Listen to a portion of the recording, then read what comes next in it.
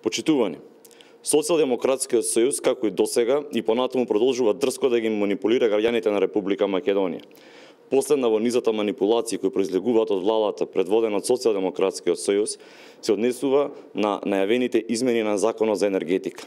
Со измената на овој закон, јавноста се манипулира токму со терминот либерализација, која ќе биде воведена на пазарот на електрична енергија. Логично, кога станува збор за либерализација на пазарот, се очекува пат на цените. Но во конкретниот случај, граѓаните ќе се соочат со цени повисоки и до 50% од моменталните по спроведувањето на најавените измени. Може би ова ви звучи нелогично, но ова го говорат фактите и искуството од истата политика спроведена во земјите од Европската Унија. Да говориме со факти. Неодамна излезе студија напишана од тим научници од Факултетот за менеджмент и општествени науки на Универзитетот во Твенте, Холандија. Во истата е содржана компаративна анализа за ефектите од либерализацијата на пазарот на електрична енергија. Анализата покажува дека во земјите каде била спроведена ваквата либерализација, дошло до покачување на цените на електричната енергија до 60%. Самите автори на студијата нотирале дека според секоја економска логика морало да дојде до пад на цената на електричната енергија, но се случило токму спротивното. Па така во Белгија по една година цената пораснала за 22,1%. Во Грција по 2 години цената пораснала за дури 59%.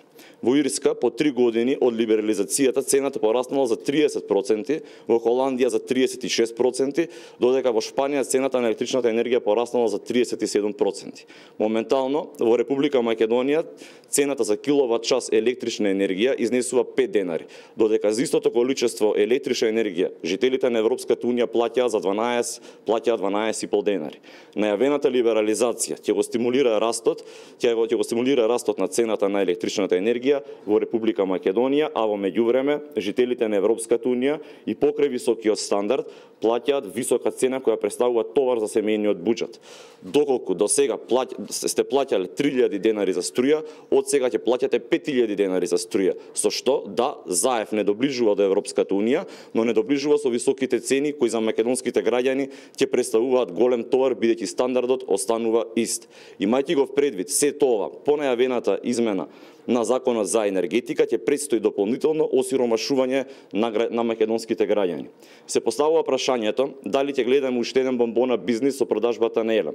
Дали на истиот начин како што беше продадена ЕСМ, сега ќе се продава елем, кој е всушност најголемиот капиталец во државна собственост со најмногу вработени. Логично и легитимно е прашањето кој ќе има бенефит од измените на овој закон. Според начинот на функционирање на пазарите на електрична енергија, кои се веќе либерализирани, очекувано е најголем бенефит од ова да имаат мали фирми со по 20 вработени кои ќе книжат огромни суми на средства и сето тоа на грбот на граѓаните кои ќе плаќаат и до 60% повисоки сметки за струја.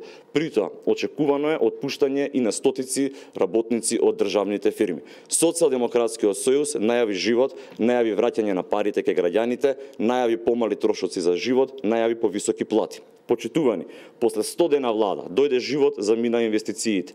Дојде животот, поскапеа трошоците за истиот. Дојде животот, граѓаните осиромашуваат.